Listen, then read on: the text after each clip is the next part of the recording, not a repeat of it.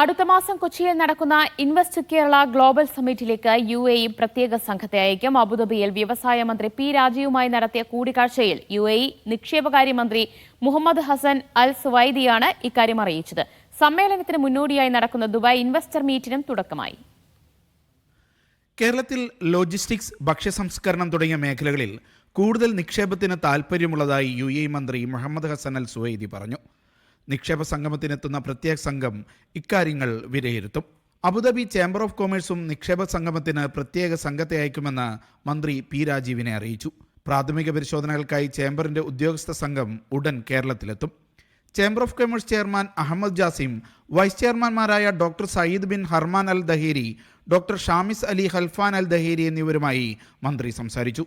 Lulu group chairman MA Yusuf Ali, വ്യവസായ വകുപ്പ് principal secretary APA Muhammad Hanish, KSIDC MD S Harikishore, OSD Annie Jula Thomas തുടങ്ങിയവരും പങ്കെടുത്തു.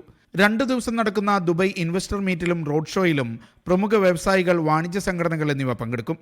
Media 1 Abu Dhabi.